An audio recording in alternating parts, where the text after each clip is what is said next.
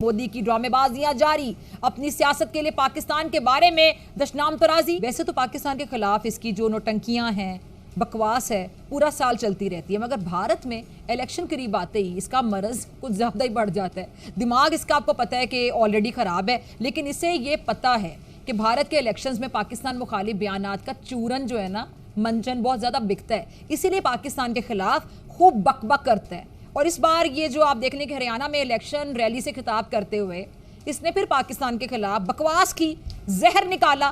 कहना यह था कि पाकिस्तान के हाथ में 70 साल से बॉम्ब का गोला होता था और अब कशकोल होता है। जो पाकिस्तान 70 सालों से भारत को परेशान कर रहा था, जिसके हाथ में बम का गोला रहता था, आज उसके हाथ में भीख का कटोरा है।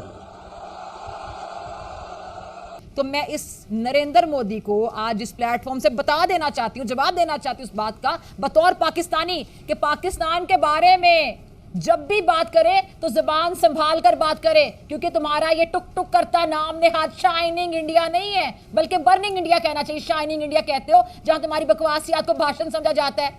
हमारे प्यारे पाकिस्तान के बारे में अगर बात करोगे तो मुंह तोड़ जवाब मिलेगा। ये पाकिस्तान के पास परमाणु बम है। पाकिस्तान के प्रवक्ता बन करके मुझे आंखें दिखा रहे हैं, बताओ भाई, इसका मतलब अभी तक वो मोदी को पहचान नहीं पाए हैं। नरेंद्र मोदी साहब, ये गुजरात नहीं है, ये पाकिस्तान है, मेरा प्यारा पाकिस्तान।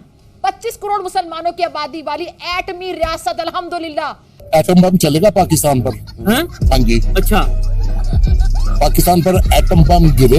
अच्छा, अपना ही बनाया हुआ सलामी एटम बम फट जाए, मेरी दुआ है। ओ अंकल जी ना मेरी करें, दुआ है। मैं आपको सही कह रहा हूँ, जितना मेरा दिल दुखी है, नहीं, ये इस पाकिस्तान के लिए बड़ा खून बहा हुआ है भाई। तो ठीक है, तो आप तो पाकिस्तान को ही खत्म करने की बात कर रहे हैं कि एटम बम। कौन सा पाकिस्तान? अब अपने इंतखाबी जो आइटम है ना, उसके लिए मत भूलो कि बॉम्ब का गोला अब खाली बॉम्ब का गोला नहीं रहा है नरेंद्र मोदी, ये एटमी गोला बन चुका है। हमारी शराफत और खामोशी को हमारी कमजोरी ना समझना। अगर पाकिस्तान ने बॉम्ब का ये गोला चला दिया ना, तो मोदी जी फिर आपकी सारी नोटंकियां 1 सेकंड में, बल्कि नैनो सेकंड्स में खत्म हो जाएंगी। आपका पेशाब निकल जाता है, वो दो डिवीजन मूव कर देना, आपकी टांगें शाम तक नहीं कांपनी रुकती। अच्छा, सच्चाई ये है जिसको हम तस्लीम नहीं करते। एक जुमला बार बार बोला जाता है और हकीकत भी यही है कि पाकिस्तान ने अगर एटम बम चला दिया तो फिर हिंदुस्तान के मंदिरों में घंटियां बजेंगी और ना ही हिंदुस्तान की जमीन पर घास उगेगी। इसलिए ये ताने हमें ना दिया करो। पाकिस्तान के पास भी न्यूक्लियर है, तो हमारे पास क्या है भाई? ये दिवाली के लिए रखा है क्या? जय हिंद दोस्तों, द इंडियन न्यूज में आपका स्वागत है। कहावत है कि रस्सी जल गई लेकिन बल नहीं गया। पाकिस्तान के ऊपर यह कहावत एकदम फिर बैठती है। पाकिस्तान की शहबाज सरकार घूम घूम कर दुनिया भर से भीख मांग रही है, लेकिन उनके जहरीले न्यूज एंकर जहर उगलने से बाज नहीं आते। पाकिस्तान की न्यूज एंकर फिजा खान उस भिखारी की तरह रिएक्ट कर रही हैं जिसे भीख न मिले तो वह बद्दुआ देने लगता है। दरअसल पाक एंकर फिजा खान को पीएम मोदी के उस बयान से मिर्ची लगी है जिसमें उन्होंने कहा था कि पाकिस्तान के हाथ में 70 साल से बम का गोला था, लेकिन आज उसके हाथ में भीख का कटोरा है। इसलिए पाकिस्तान के बारे में ज्यादा बकबक नहीं करनी। मैं एक बार फिर तुम्हें वार्निंग देती हूँ कि पाकिस्तान के बारे में जब भी बोलो तो सोच कर बोलो, वरना ऐसा मुंह तोड़ जवाब मिलेगा कि मुंह संभालना भी तुम्हारे लिए मुश्किल हो जाएगा। नरेंद्र मोदी, आज दुश्मन को भी पता है ये मोदी है, ये नया भारत है। ये नया भारत घर में घुसकर मारता है। अपने काले करतूतों की वजह से तुम भारतीयों की जिंदगियों में कालक घोल रहे हो। इंतहा पसंदी की कालक, झूठ की कालक, तासुब की कालक और दहशतगर्दी की कालक। ये कालक आखिर को तुम्हारे मुंह पर मली जाएगी। भारत के जो वजीर आजम है नरेंद्र मोदी, वो पिछले कुछ दिनों से ऐसे बयानात दे रहे हैं कि अब लगता है कि उनका टारगेट सिर्फ पाकिस्तान नहीं है। पाकिस्तान की हालत देखी नहीं जा रही है। ये मोदी का दौर है। हम घर में घुसकर मारते हैं। हलचल मची हुई है। पाकिस्तान इस वक्त मौशी गर्दाब में फंसा हुआ है। अवाम महंगाई से बहुत ज्यादा तंग है। समझते हैं कि अगर अब भारत तरक्की कर रहा है, इकॉनमी उनकी 8.4% तरक्की कर रही है, वो चाहते हैं कि रीजन के अंदर पीस हो, बिलखसूस पाकिस्तान के हवाले से।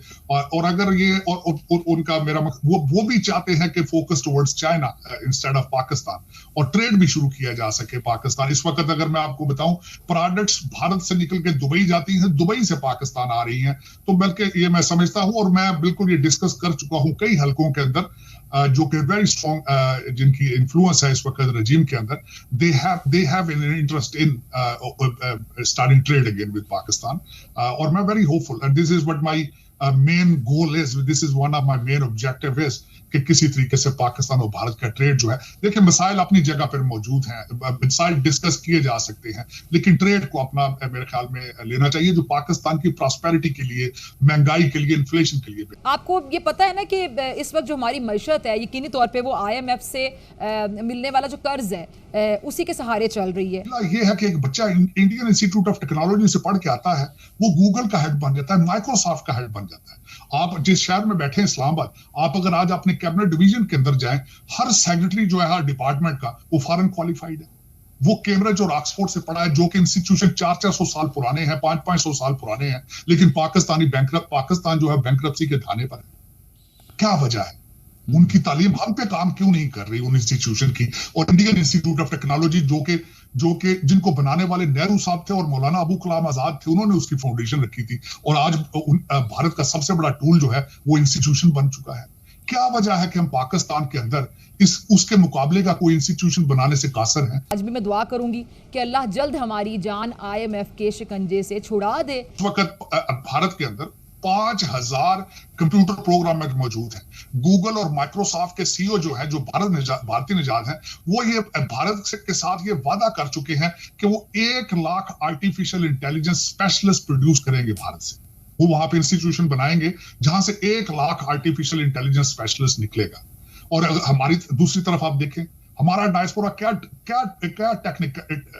स्किल लेकर आ रहा है? कोई स्किल नहीं लेकर, अनस्किल्ड लेबर है, अनस्किल्ड लेबर। तो देखा आपने, PM मोदी के बयान से फिजा खान पूरी तरह से झल्ला पड़ी है। इस बिगड़ल पाक एंकर ने भारत को न्यूक्लियर बम की धमकी तक दे डाली है। उसने गीदड़ भभकी देते हुए कहा कि मोदी को पाकिस्तान के खिलाफ बोलने से पहले यह जान लेना चाहिए कि पाकिस्तान अब एटमी मुल्क है, और यह एटम बम भारत पर गिरा तो वहाँ ना घास उगेंगे और ना ही घंटियाँ बजेगी। अब इस बिगड़ल पाक एंकर को कौन समझाए कि यदि भारत ने ब्रह्मोस वाली गलती दोबारा कर दी तो नक्शे से पाकिस्तान ही मिट जाएगा। इस वीडियो पर क्या है आपकी राय, हमें कमेंट कर जरूर बताएं। चैनल पर नए हैं तो लाइक, सब्सक्राइब और शेयर करना न भूलें।